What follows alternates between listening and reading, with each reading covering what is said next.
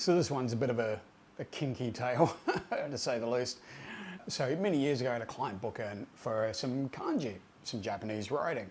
And she provided her own kanji, of course. You know, she wanted a specific character. I'm like, cool, not a problem. Wasn't one that I had seen before. So yeah, cool. Now, she came in for her appointment, and she came in with her husband or partner or whatever. And yeah, they were a fairly straight looking couple. I was like, cool.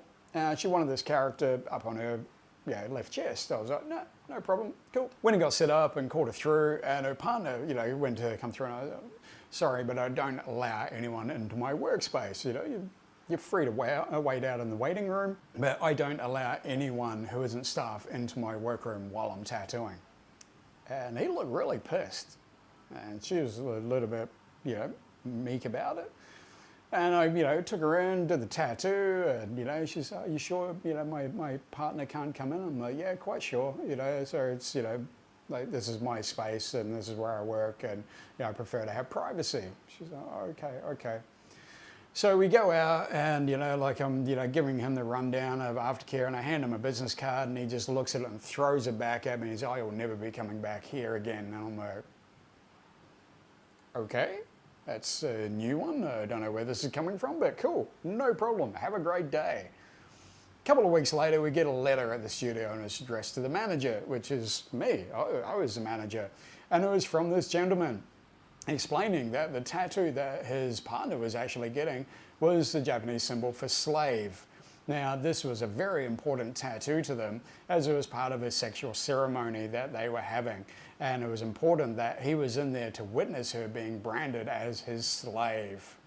He was very disgusted by the lack of professionalism that he was given at the studio, and told that he wasn't allowed into the studio space while the tattoo was being done.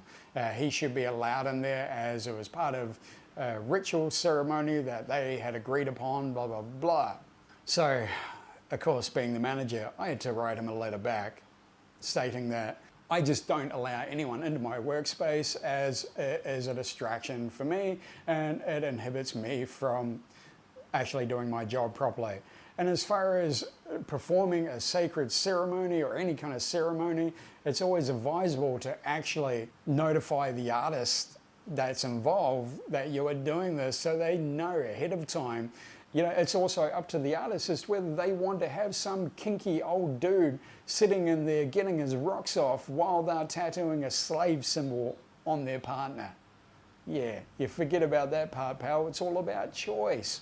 Now, I have done tattoos like that in certain situations where I've done a branding for people, but I've been part of the equation. They kind of asked me first. This guy, no. Keep your kinks to yourself, or at least find people who are willing to share it with you. All right, so there you go, legend. There's some tales for you to take with you. Hope you enjoyed them. And hey, if you did and you want to hear more, all you can do is like, subscribe, and hit the little bell to get notified, and you'll be hearing new tales from me every week, right here on Tales from the Tattoo Crypt. Thanks a lot, legends. Peace out. And don't forget to tip your tattooist.